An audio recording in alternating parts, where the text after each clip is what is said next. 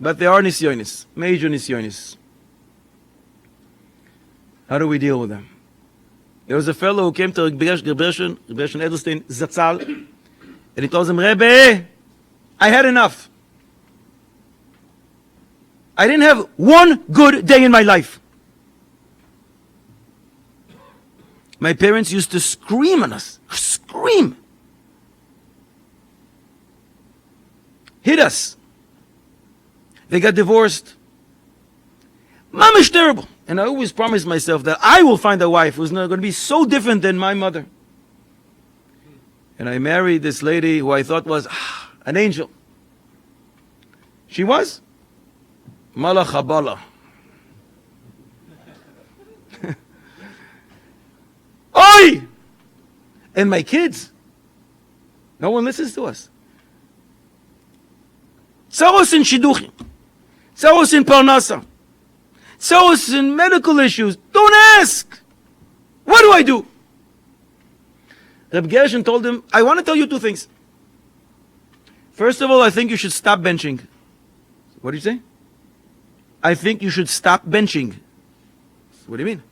The pasuk coming up in a couple days says, Ve'achalta ve'savata. And after you do that, the same pasuk suggests, Uverachta, demands.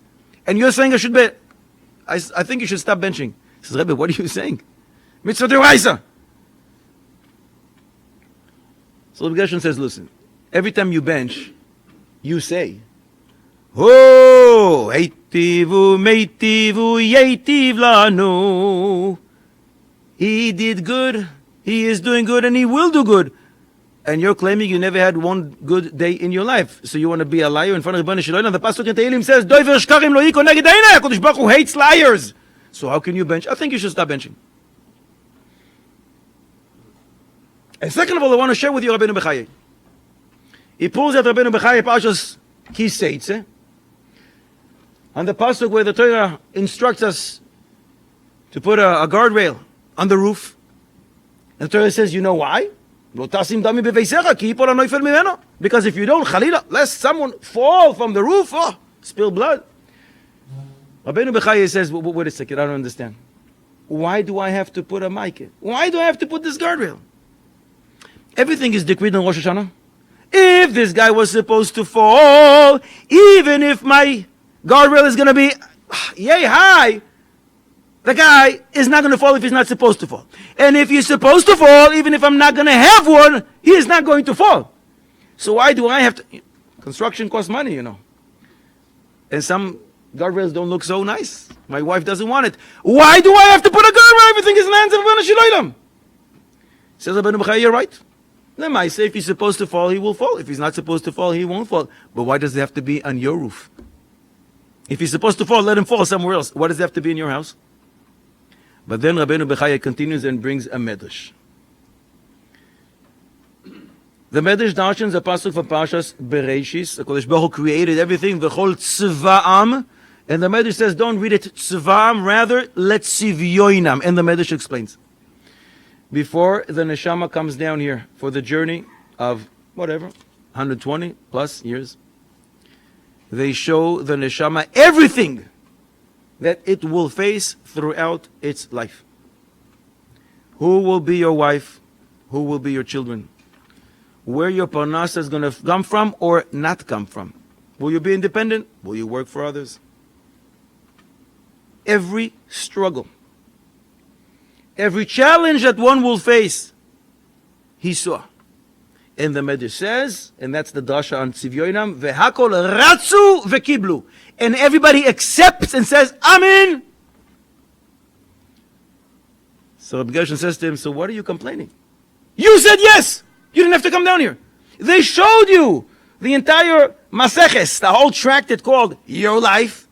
You saw it from Daf Beis Amud Aleph, or if it's Yerushalmi Aleph Amud Aleph, all the way to the end. And you said yes, so why are you complaining?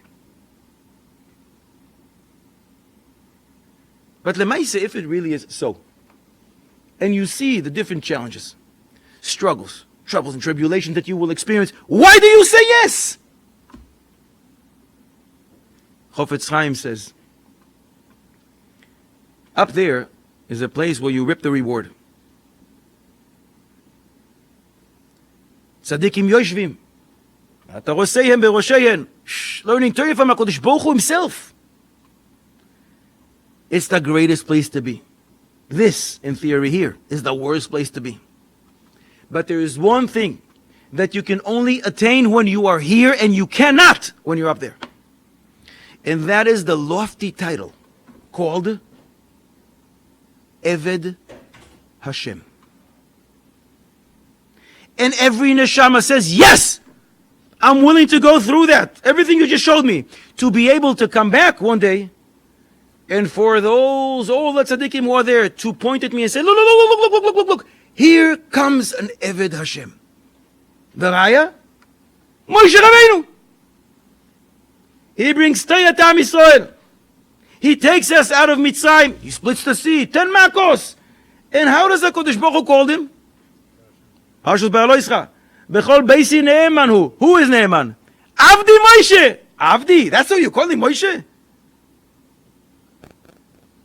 Yismach Moshe. Shabbos morning we daven. Why should he be so happy? Rejoice. Yismach. Why should I be rejoicing? Ki Eved Ne'eman karaselo, because you're calling him an Eved. Eved? Eved. The greatest accolade that one can have in this world is to be called an Eved Hashem. And that you can only attain here. So Rabbi Gershon says to him, you agreed to come here to be able to one day, hopefully, get this title, Eved Hashem.